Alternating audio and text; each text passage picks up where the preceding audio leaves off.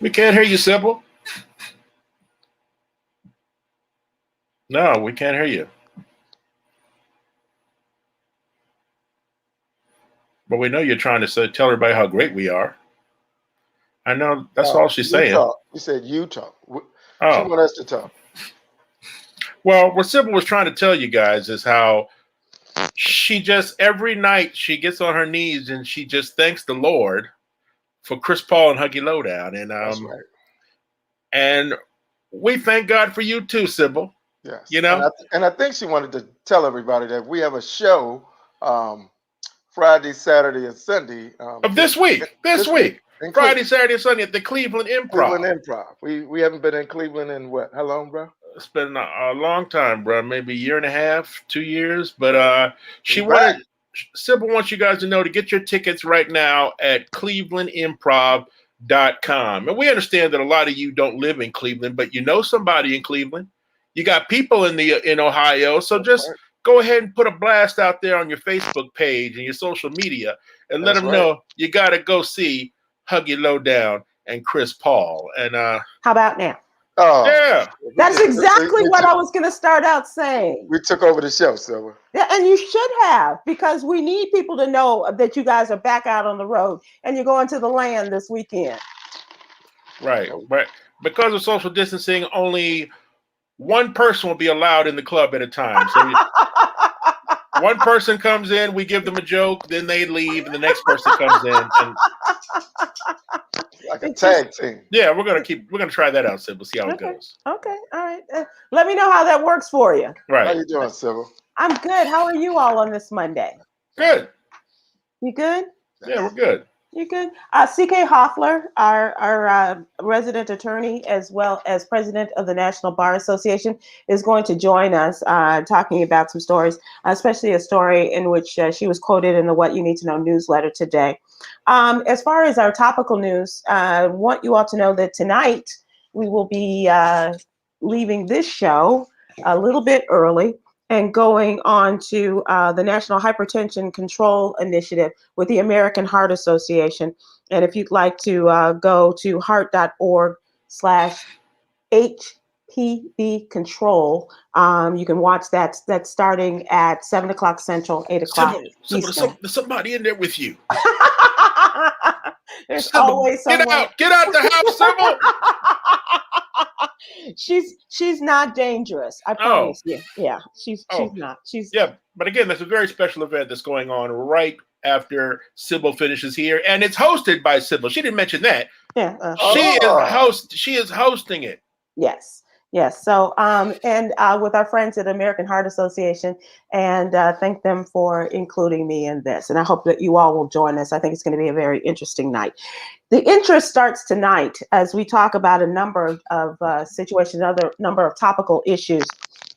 This happened over the weekend. The announcement of the kid reporter. His name was Damon Weaver. You may remember his wonderful interview with President Obama. He also, after that, he interviewed Oprah and a number of other people. And at the time, he was like 11 years old when he did this. And he passed away this weekend. The announcement of his death came this weekend. And he died at the just ridiculously too young age of 23. Wow. He was a student at Albany State. And we got a chance to talk to him on the Joyner Show, but let's take a little bit of a look at our friend Damon Weaver. How are you, sir? Nice to meet you. Damon? Good to see you. I'm Barack. All right. Come on. You look good, man, in your suit. I know President Obama. Thank you for meeting with me, Mr. Of course. Thank you very much. I remember seeing that video, and the way that it's supposed to end in my mind was that young man was supposed to be president one day. Yeah, exactly. Yep. Yeah, that was with me too. And in talking with him, Chris, he came on the Joyner Show, and he was excited, and he had a great. You could see he was a little nervous there, as he indicated in that full video. But you're absolutely right. He had great presence, and he looked like he was going to be well on his way to that kind of position in life. Yeah, he was studying sports journalism. at Albany State, and we are just so very sorry, and send out and natural causes. I don't know what natural causes means at the age of 23, but our condolences and just prayers to the family of Damon Weaver, gone at the much too young age of 23. Do you remember seeing him hug? Yeah, I do remember that. Yeah, it was. He was, like you said, Chris. It really was. He was quite striking in terms of him going on to that position. By the way, the suit that he was wearing in that video, he donated to Guy Torrey later, and Guy still wears that suit. You had to get it tailored. It was a little too big. Oh, shouts out to Guy, who was performing this weekend, and he went home to St. Louis. Oh, he went to the Lou? Yeah, went to the Lou. It was in the Lou this weekend. Home of the tripe. Right. So he didn't make any money this weekend. It was all family up in that show. You know what that's exactly what that means, Chris. Right. You know, no money to be had this weekend. Mama and them and all of the neighbors and the boys, and, you know, their families and everything. So what did happen today was Joe Biden announced the plan to send an additional 20 million doses of the coronavirus vaccines to foreign countries by the end of June, including, for the first time, shots authorized for domestic use. So this is on top of the original 60 million that he was going to send. But these, he announced that he will export the 20 million. He didn't say what kind, did he? Say what? He said send them to Johnson & Johnson. Well, he's sending Pfizer, Moderna, and Johnson & Johnson. Send them to Kirkland. The Kirkland vaccine. On top of the 60 One big million. ass box. The 60 million AstraZeneca doses he had already planned to give. AstraZeneca we don't have in this country. No. But he is sending the Johnson & Johnson. Send them over Eric Clapton house.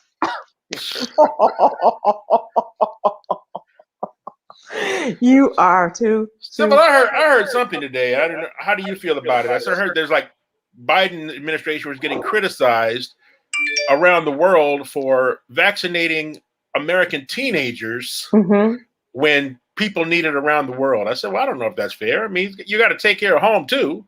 That was my thought too, Chris. Absolutely. I think, you know, he has demonstrated by, you know, every day moving it up, seems like, you know, now we're as young as 12 can get vaccinated. You got to take care of your home folks before you move. And I know the situations are devastating in places like India and Brazil and places like that. But definitely, I think you got to provide for your own country before you move on, and he's now doing that. Right. I agree. I you know, but here's what I also thought, Chris and Huggy, is that people always have to bitch about something. And it could have been Republicans, you know, that kind of started this and, you know, sent it over across the waters for people to complain. And these are people who don't even want the vaccine. You know, they're like, oh no, we don't, you know, we're not going to get vaccinated. Right. They say they don't want the vaccine. Yeah. Just like Fox News hosts all complain about the vaccine. They all been vaccinated. Oh, yeah. You know they had all every single one of them. Right. Yep. Absolutely. They've all been vaccinated. So we'll talk about that, and as well as some other things that are going on. But one of the things I want you to think about, and it's coming up in our question of the day. Think about the reconciliation between Jalen Rose and Chris Webber that occurred over the weekend, if not earlier. Oh, but that happened? I didn't see that. Publicly, yeah. They reconciled on ESPN, Chris. Yeah, when Chris Webber got inducted, when it was announced that he's in the Hall of Fame class of 2021. Yeah. So that's going to be a part of our question of the day, and we will talk about that as we go on throughout this afternoon. So, you guys, another thing I wanted to talk to you about is the football season. And I understand that the Washington football team lost a very important member of your, I guess it was a defenseman who is now That's not a gun. No. gone to Eagles. Dan Snyder's defensive when you ask him certain questions, but he's not a defensive player. Oh, Ryan Kerrigan, Ryan Kerrigan went to the Eagles. all-time sacks leader for the Washington franchise. He signed with the Eagles. He signed to a team in the same division. Which tells you they weren't offering him shit. Right. And he said, "I'll show y'all." Right. And Y'all see how y'all see how Washington treated him, and he's white. Yeah. okay. They're like, they don't treat white players like that. Well, apparently, Jerking like that. apparently the Washington football team does, and they're following in the same route, kind of the same route. I shouldn't say the very same, but certainly when Tom Brady left the Patriots and went to Tampa Bay, and now showed them with the trophy. And now, are you guys excited? Are you interested? Do you have any New name, same game. any thoughts about the Brady versus the Patriots matchup that's coming this season? No. No. Well, I just don't want it to become Brady versus Cam if Cam is quarterbacking. Yeah. It's like not even fair. Tom has a Super Bowl team wrapped around him. Right. And Cam showed what kind of team he had wrapped around him. Right. The Patriots are now suffering from all the years that Bill Belichick thought he was the smartest guy in the room, the smartest guy. And he's not a dummy. He's a good coach, but he never signed the big players other than Randy Moss one year. He didn't sign the weapon. He didn't get Tom Brady the weapons. He thought he could win with the least, and he did sometimes. Right. Right. But now, when Tom Brady's gone, you're left with the least. They've been exposed. Right. You're left with the least. And at some point, talent will whip your ass. It will come back. So Tampa Bay has more talent than the Patriots, and that's what we should see when they play. Yeah. It is now time, and Huggy, I don't know if this is the same thing, but certainly, just in terms of radio people going and working for the competition across the street, if you can, kind of deal, or that kind of thing. I'm gonna hold on to that. Okay. Because I do. Oh, you know what? No, let's go ahead and do it. This is something we've been holding on to for a while, and we just had not had a chance to talk about it. And I want to get your interpretation of this. Our friend Tank announcing that he is completely deaf in one ear and going deaf in another ear. And he has talked about this on Instagram, has been very forthcoming about this. Do we have the video? Okay. So he was on Instagram and sharing with people that about his situation. His equilibrium is messed up, and apparently as of right now, they don't know the cause for this. And it's just devastating. Obviously, a man in his 40s, and a wonderful person. And that's not to say bad things don't happen to good people. But you just hate to see this in terms of a man who makes his living not only with his voice, but being able to hear it. Is this occupational? They know? Is it come from being around constant loud music and recording and stuff like that? That was initially my thought, Chris. And like I said, they haven't announced, or I have not seen the reason for this. They have not come to the source of this. But I know people in music, in radio even, who've lost their hearing because of the height of the frequency of what they're getting through their headphones and things like that. Tom Joyner is a man who has incredible hearing, and yet he was always one who turned his headphones up to the highest level. Really? Because every time we're with Tom, he turns up.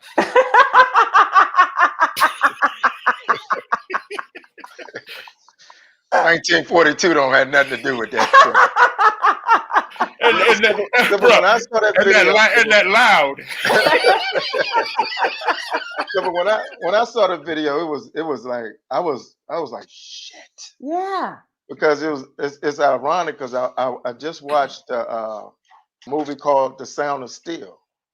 Oh, right. I Yeah. just watched that movie. Then to see Tank, this shit kind of hit hard. It was like, Yeah. Yeah. and the way he took it in stride, because the brother in Sound of Steel, he lost his shit. He was like, he wouldn't like Tank. Yeah. He wasn't like Yeah. Tank. I mean, he went on the whole drug route and everything else, right? Right. That was one of the movies that was nominated for an Academy Award. I can't think of the guy's name that played it. He was a drummer, though. He was a drummer. Yeah. Yeah. We do have the video, the Tank video. Okay, so let's play that. So I'm going through something right now, and I want to use my situation to encourage your situation. I'm going completely deaf in my right ear, and I'm kind of losing sound in my left. I'm dizzy, can't walk a straight line. All of this out of nowhere. Don't know how or why. Seen the doctors, got MRI and all that good stuff going on, medication, all of that. But, it still hasn't given me a reason to give up. Still hasn't given me a reason to stop feeling like I can do and be everything that I've set out to be. The goals are still the same, to be great, to be the greatest. And I want to say that to you too, no matter what you're going through, no matter where you find yourself, whether your body's failing you, whether your mind is failing you, whether your spirit is failing you, keep going, keep pushing. I'm gonna document my process just to show you the fight, just to show you that you're still in it. We're still in it. So much love to you, and let's keep fighting. God bless him. And that is so inspirational, huh? It was inspirational. Right. Yeah. So when I saw that, and to see that movie and to see how Tank was transparent with it, and he was, oh man. Yeah. Yeah. But what also was great is since Tank has made that announcement, just to see the outpouring of love for him. Like, you just don't think about it on a daily basis, but people love Tank. Yeah. I mean, they really, really sincerely are big fans of his. And so that's going to help in his healing process also. I think so. I agree with you, Chris. I just know that having, known him over the years and just been a fan of his music, but also having, conversations and stuff with him. And he's so funny. Brother. Right. He really is. He's a good man. And, he's funny and, very conversational and interested in what other people are doing and talking about, asking questions about other people's lives and things. And now that he has this situation, he is the one who is inspiring others, as he said, no matter what you're going through, whether you lose, your hearing or your mind or your spirit, keep going. And so, I think Huggy's going to come back in a minute. Oh, that's right. He had a delivery coming. Right. So, they haven't said that Tank, what's going on with Tank, anything to do with him being shirtless so much and you ladies screaming at him. could that be it? If that is the case, Chris, you should apologize, Sybil. You're gonna have to apologize. Yeah. And I'll start with the Tank calendar that I have of him in his shirtless state for 12 months of the year. Did your order come, Huggy? Yeah, they put a chicken sandwich in the fish sandwich wrap at Popeye.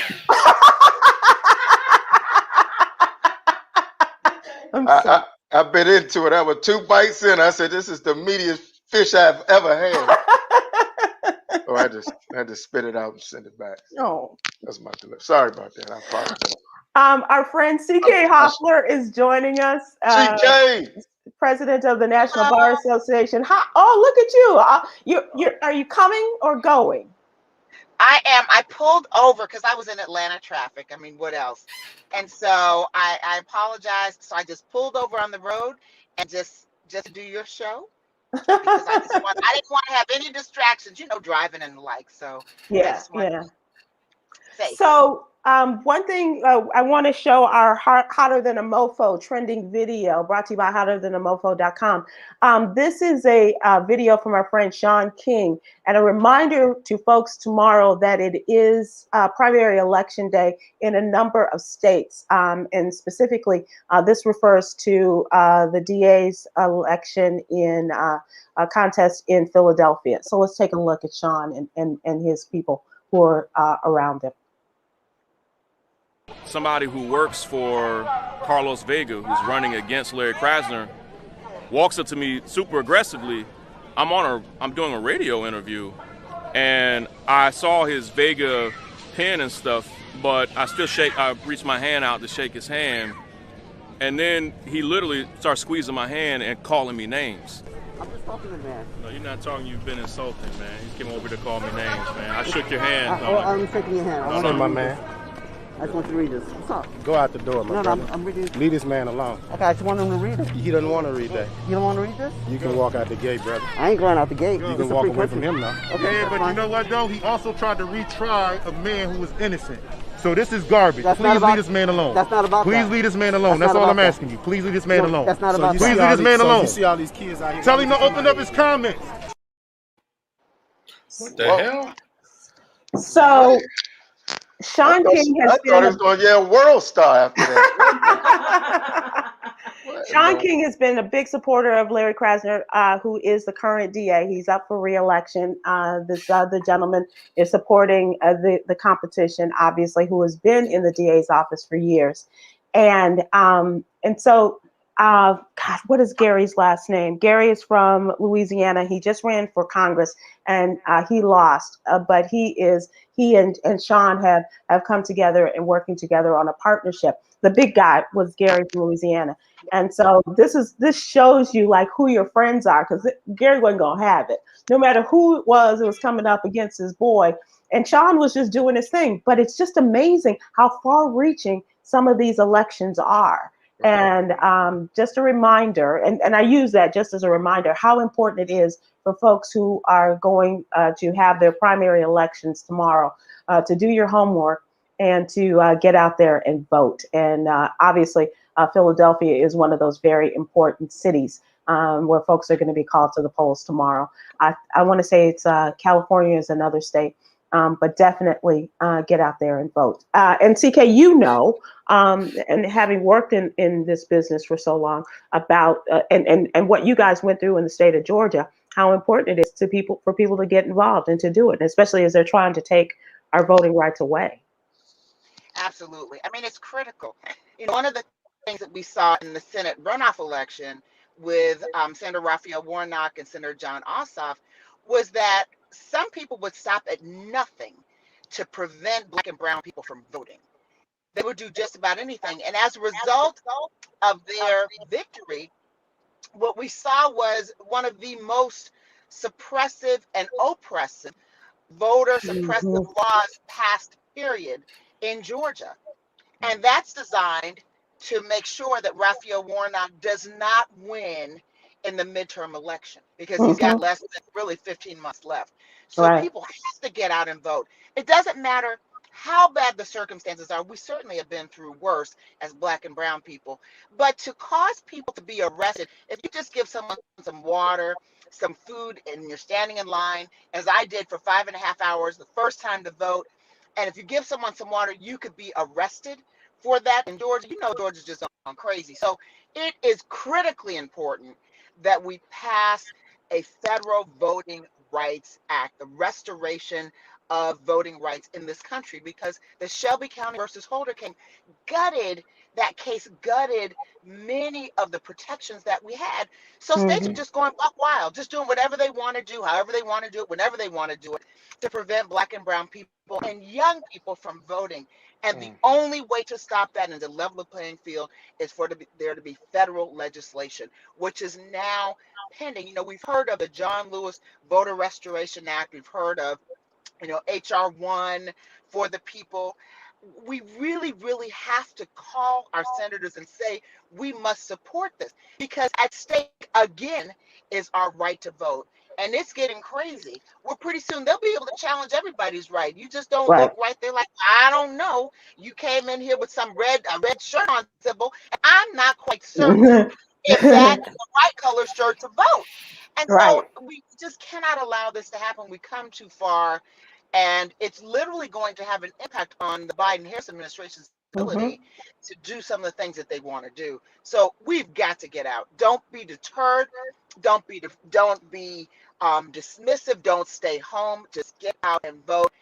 don't let anyone steal your voice, Right. because that's what made a difference in the last election. If there's one thing that we learned in this last presidential election, our voice counts. If there's one thing we won't learn as a people, as a community, we can make a difference. And we got to keep on pushing. CK, we feel the sense of urgency in your voice when you're talking about this. Is that same sense of urgency in the White House and with the Democrats and the Capitol building right now? I don't know what I'm sensing there, but they need to have a sense of urgency, because literally, just think about it. If we lose one Senate seat, that will change the trajectory The balances, the balance of them being able to do basically anything. Because right now there are some Democrats that are kind of like borderline, making some noises that are very bizarre for Democrats, given that we have we're in a good position. And Joe Manchin. Harris is gonna break the vote. But it's just getting, in some instances, I think there's some raggediness going on. So we have got to get out there and vote. If you don't feel your vote is important, somebody's vote is important. People died for us to vote. And there is a sense of urgency. Just think about it. The day after Senator Warnock and Senator Ossoff won, there was an attempt to take over of the government. Right. And what we call, I don't care what other people call it, I call it a coup d'etat. An attempt to take over of the government. That's what it is when people storm the Capitol, saying all the things they say, armed, ready to kill, went into congressmen and senators' offices and ready to take over. That's called a coup d'etat. I mean, I don't know. We call it other things, just a good old run, just take over everything because we don't like the results of the presidential election. So we don't like the results of the Georgia Senate runoff. That should terrify us. That should propel us to have urgency on top of urgency, to drive people to get out to vote. Don't let these voter suppressive laws stop us. We have been in a worse place in this country, but now we've gained some momentum. And if we lose that momentum, we are going to feel it. And if people don't believe me, just think about what's at stake. Immigration reform at stake. That's incredibly important. Voting rights. Civil rights, human rights, employment issues, LGBTQ issues, every major thing that we can think of that impacts communities of color and other communities, those are issues that are going to be at stake in this Congress, with this Senate. We have people who are waiting to be confirmed, who have been nominated, that will make a difference on the bench. We have to have diversification of the federal bench. The first people that the Biden administration has proposed, many of them are Black and brown people. They are going to level the playing field. I'm in the courts. And let me tell you, it makes a difference when you have someone who has a silent ear to discrimination issues, who thinks that we're just making that up. Someone who has a silent ear to immigration issues. Someone who believes that all of the issues that impact or that are important to our community just mean nothing. Right. I don't know. Everything from top to bottom that concerns our communities, all of those things are at stake. So we got to vote. Let me ask you this, CK. Do you think that people like Joe Manchin really object to these things, or are they just trying to get and to flex and to show their constituents that they're in there? And because it doesn't even seem like he is working as a Democrat. That would be the first question I ever asked him if I had an opportunity to ask him anything, is why are you a Democrat? What makes you a Democrat? Because everything that you are doing right now is nothing but obstructionist. I agree, it's obstructionist. I don't know what is motivating him, but I can just say this. That's a classic example of where we can make a difference. We need to bombard his office with calls and tell him he needs to stop that madness. Because when he was voted in, he was voted in as a Democrat last time I checked. You're right. And he's flexing and doing all this stuff because there is a certain constituency that's out there putting pressure on him. But that's not the constituency that got him elected. Right. So those of us who believe that he is not doing the right thing, need to bombard his office. Let him know we don't find this to be acceptable. Because let me tell you, if no one calls his office and they just, business as usual, he's going to believe that he's empowered and he's entitled to continue to do that. But we have to remind him that he's elected by the people, for the people, and this is the time to do it. So there's so many reasons why we got to vote. And by the way, don't vote in people who don't support your agenda. Right. Now, I don't know what is the agenda of the people of West Virginia, but certainly I can't imagine that he is representing the Democrats of West Virginia. I'm just saying. We need to get to the news because, as I said, we are closing out early, and I do want to talk to people because in the wake of the push by Republican-led states to change all of these voting rules and laws, there are a number of states that are pushing back, and especially like Virginia. Virginia had their governor Northam have passed the Voting Rights Act of Virginia. They have made Virginia an election day, a state holiday in Virginia.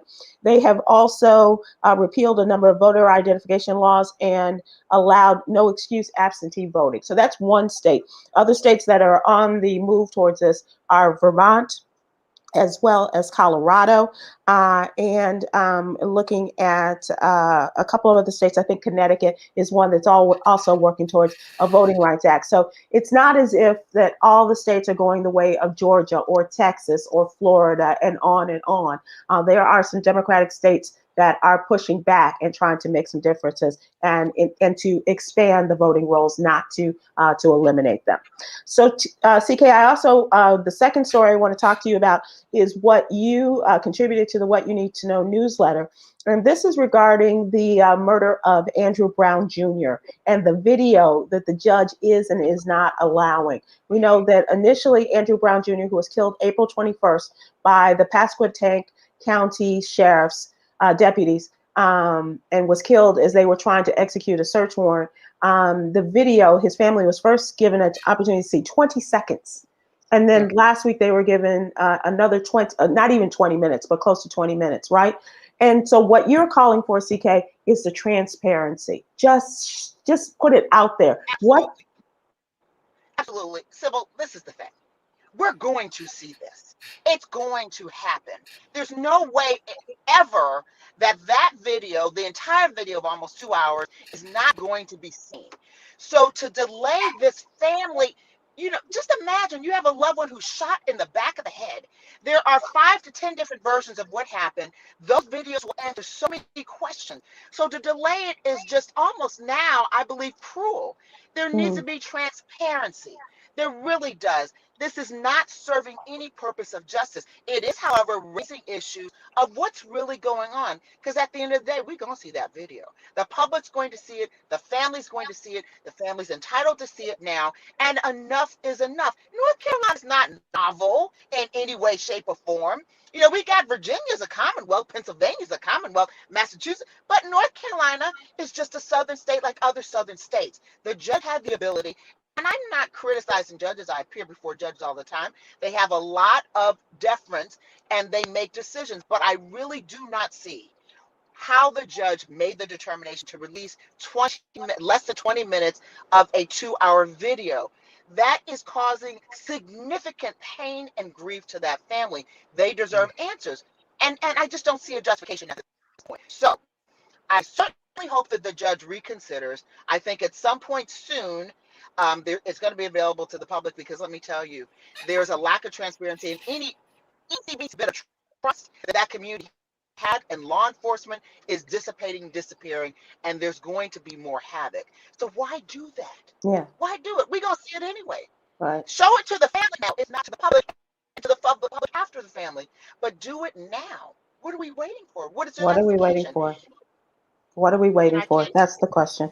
And I thank you for your commentary and for giving us a statement regarding that, because that's the question everybody is asking, and you're leading the way there. I also want to move forward to coronavirus because, as we know, Friday we kind of got some information like, if you're fully vaccinated, you don't have to wear your mask, and yet people is exactly. So based upon what the CDC said, Chris, Huggy, CK, where if you're fully vaccinated or not, or where you're going into the stores or not, where you're going to the restaurants, are you going to be wearing your mask? Does this mean anything to you? Hell yeah. So I'm wearing 2 masks. And I'm going to continue because at this point, being fully vaccinated for me means I fully vaccinated my family and people around. I don't know what everybody else's status is. I'm not entitled to know because they're HIPAA laws. HIPAA laws. I'm not entitled to find out if someone else has been vaccinated. And guess what? Don't want to know. I have to protect myself, protect my family. So while I appreciate the CDC has, for me had several different versions, it's hard for me to understand. Monday morning, 8 o'clock, you need to wear 2 masks. Monday morning at 10:02, take your masks off and we're free. See, for me personally, and I'm not a doctor, I do sue doctors for it, but I'm not a doctor. I just want to add that in there. It just is not resonating with me, and I will confess, I am not a medical professional. So I have to now just use my good judgment. I listen to the president of the National Medical Association. I listen to Dr. Deborah Verholden, who's one of the foremost epidemiologists in this country, in the world. She happens to be African American. And I also listen to my little old common sense. So I have to, because I just am not feeling taking off masks. I don't know what that is. I don't even know. By the way, when am I supposed to get my next shot? No one can answer that. Maybe 6 months, woulda, coulda, this one, maybe booster. that. There are too many unanswered questions for me to just feel comfortable not wearing it. So I'm doing business as usual. So Chris, let me ask you, Chris, are you, how do you feel about the mask? Or what are you wearing? Are you doubling up like Huggy? I'm wearing my mask. I rock with Dr. Fauci. I appreciate Dr. Fauci being one of the Chris got a tattoo leading of Dr. experts. Fauci. Right, I do. But when he said on his lower back, when he said we're going to have to just trust people about it, to tell us whether or not they've been vaccinated, that's when he lost me. We're going to have to trust people, the people in this country. Trust these people. I'm not trusting anybody at there. I mean, they just busted somebody who was working in Long Island, who was working at CVS, because he was selling the vaccine cards. Right. So people don't want to get vaccinated, but they want the card to say they've been vaccinated. They'll go through that limb. Right. No, there's no trusting going on. There's no trusting. Yeah, I'm with you. Go ahead, CK. Sybil, I just buried a friend who's 58, a lawyer. Her name was Lauren Smith. And she never came home. She had COVID. She never came home. 6 weeks on a ventilator. And so when I say to you that I am not prepared, just personally, to lose another friend, to lose someone in my family, if I can avoid it, it's a viral disease that we can't control. So I just have to, I'm just feeling some kind of way right now. I believe that. I'm so sorry for your loss. Another incident of life being too short and 2 grown men finally coming to that conclusion. This is regarding, as we talked about, that I mentioned earlier, Chris and Huggy, when you were on earlier. What happened between Jalen Rose and Chris Webber? Their beef. They had a beef for a number of years. It goes back to a situation when they were both at part of the Fab Five.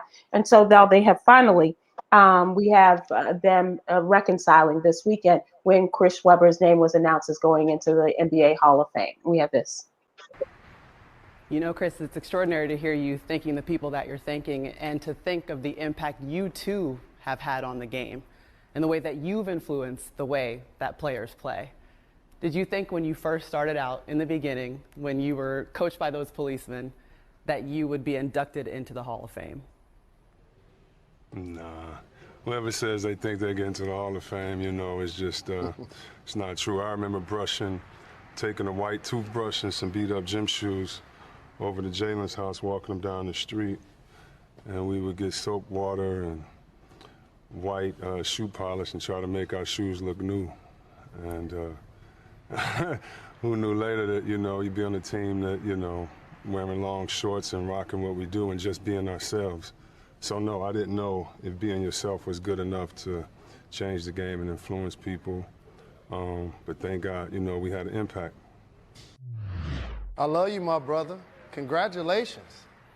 Macy Edward, Christopher Webber III. You're in the Hall of Fame, brother. You made it to the Hall of Fame. We played on the Super Friends together. Shout to Curtis Herbie. We were 13 years old. You're in the Hall of Fame, brother. Well deserved. Congratulations. Congratulations, Chris. Jalen Anthony Rose, it's crazy, man. And thank God for your beautiful, wonderful mother, because you know what she did for me. Thank you, brother. I love you. I appreciate you. Love you too. Thank you, Maria. Wow. It started over some money. We just got a few minutes. It started over some money. I just want to know your thoughts on it. Chris, what do you think? Yeah, I think the whole thing broke down. Remember, Chris Webber got hooked up with some boosters. It turned out that he was taking money for some boosters, and I think like Jalen called him out on it being wrong or whatever like that. So they immediately split up. But to see them come together and celebrate Chris Webber, that was absolutely beautiful. It was beautiful, man. It was really beautiful. What do you think, Cog? I love it. We need to see more of that. Yeah. You know? We need to see more of that. And I hope people, you know, when you talked about losing a friend, and I don't know, and I'm not saying the circumstances were the same, CK, but life is short. And these guys, you know, for years and years, they did not talk. Let us, you know, think about those friendships that have been broken and in getting back with people. And, you know, that's my prayer for the day and preaching to them. I'm sorry. Oh, yeah. And speaking of leaving a word for the day, Yolanda has reminded me that it is now time for what, fellas?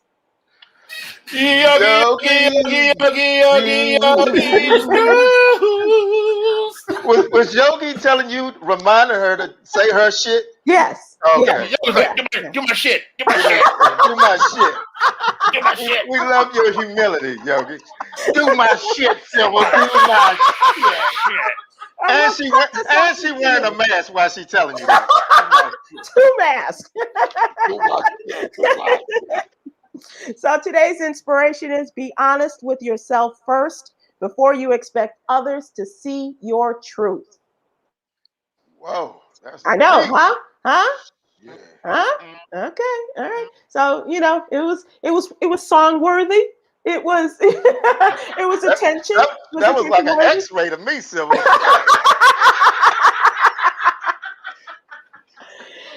I'm sorry that we have this abbreviated show, but CK, thank you so much for taking the time and coming on it. And always, as always, we appreciate you. Oh, honey, please come back. You know, the door is always open for you. Chris and Huggy, I know that next week you guys will be on the road. Where are you going to be? We can't say. We can't say.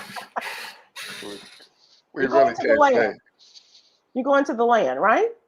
Yeah. We're going to Cleveland. Yeah, we're going to be in Cleveland Friday, Saturday, and Sunday. Cleveland Improv. Cleveland Improv. Okay. ClevelandImprov.com. Get your tickets. Please. And please. Birchmere, May 29th. Birchmere. Oh, cool. That's Alexandria, Virginia. Thank you. Thank you, Virginians, for Can you love. repeat Yogi's Jewels again? Do my shit again. Do my shit again. Yolanda, be honest with yourself first before you expect others to see your truth. With that, we say good night, ladies and gentlemen.